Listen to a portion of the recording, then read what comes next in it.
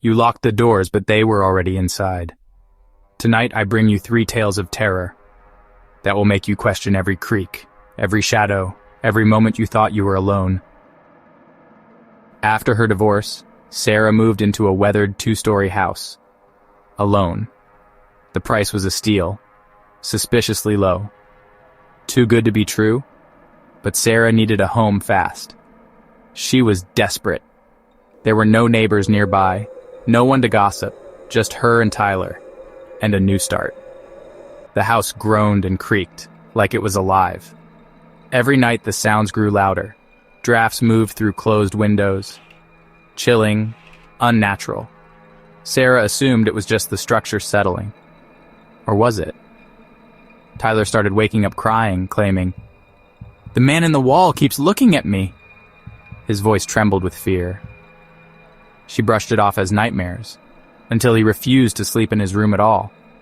Dread crept in. Then came the scratching. Not mice, not rats. Something else. Slow, rhythmic scratching behind the drywall, sometimes pacing above the ceiling. It never stopped. At night, she'd hear whispers, faint, like someone murmuring her name. Her blood ran cold. She'd whirl around, but no one was there. The terror was real. Tyler's drawings changed.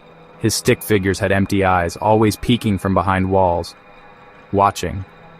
One had a long grin, and hands pressed against a window. Sinister.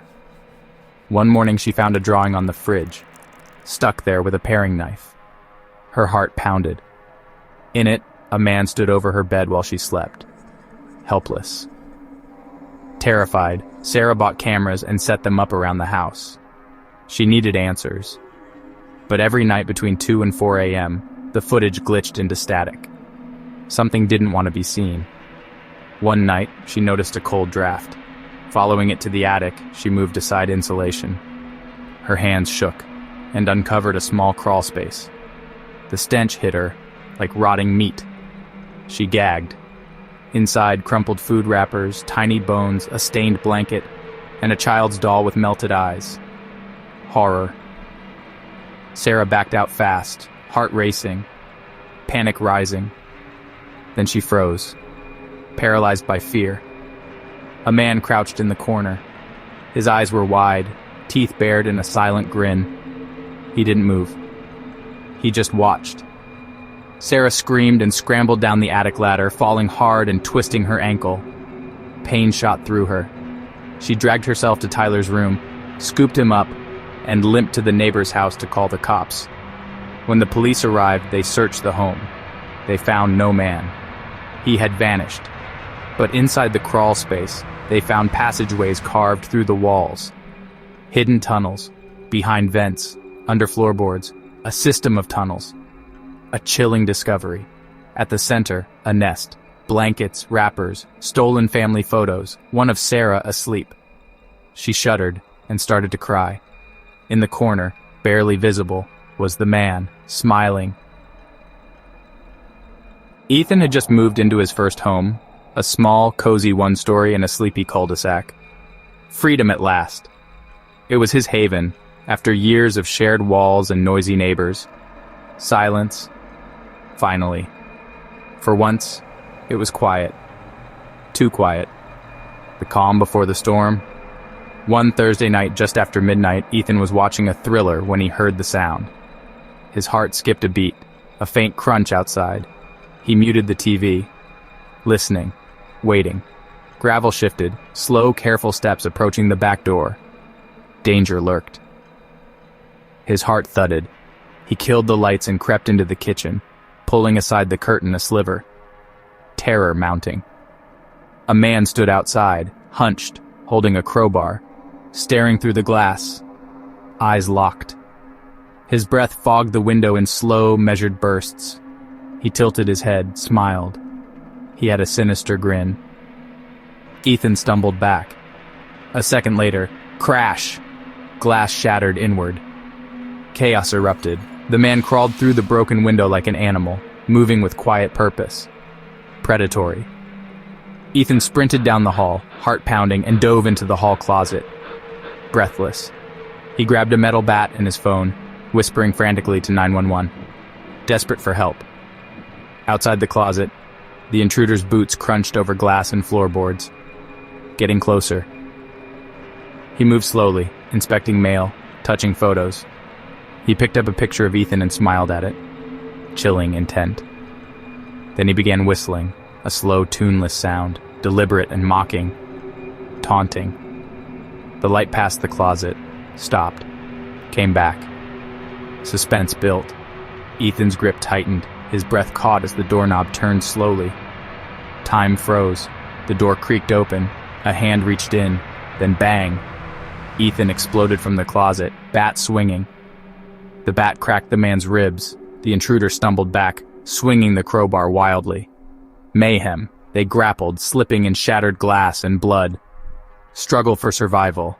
Ethan stabbed a fork into his shoulder from the kitchen counter. Blood hit the tiles. Sirens wailed in the distance. Red and blue lights cut through the windows. Hope arrived. The man froze. He bolted for the back door. Officers tackled him in the yard, in his backpack, duct tape, gloves, a knife, and floor plans of Ethan's house. Neighbors had seen him before, sitting in his car, watching, measuring, waiting, stalking his prey.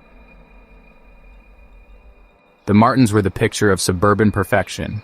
2 kids, 2 cars, a dog named Baxter. Idyllic, or so it seemed. Their house had everything: smart locks, security cameras, and an advanced alarm system. Safe? Think again. The family woke to a strange silence. Mr. Martin noticed the alarm panel blinking red. Something was wrong. He rushed to the system logs. Every single camera had gone dark at exactly 2:09 a.m. Unnerving precision. Their 16-year-old daughter Emily appeared at the top of the stairs, barefoot and pale as bone. Haunted. "He was in my room," she whispered, terror in her eyes. "I woke up and couldn't move. I couldn't scream. He just watched me, paralyzed with fear. Then he smiled, walked toward the wall, and disappeared. Impossible. When they inspected her room, the door was still locked from the inside. No way in, no way out. Police arrived and swept the house. In the attic, they found a crude sleeping area. Someone had been living there. Worse still, a journal, leather-bound, soaked with something that smelled like blood and rot. Disgusting secrets. He kisses her goodnight at 9:43. She pretends to sleep. She reads horror books now. Someone was watching. Monday, she showered late. Hair still wet, smells like lavender. Obsession. Tonight, I take her. The final threat. They also found a tunnel, narrow, jagged, carved through insulation and beams. Escape route. They found scratch marks along the wood, and embedded in the wall, long, curled fingernails. Evidence of horror. Emily's blanket had been partially pulled through the vent, the edge soaked in saliva. Sickening.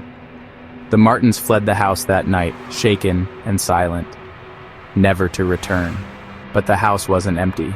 At 3:12 a.m., the alarm system activated one last time. The nightmare continued. A man, gaunt, filthy, wearing a crude human mask, was crouched beside Emily's bed, waiting. He had never left. He had always been watching, and now he is waiting for her to come back.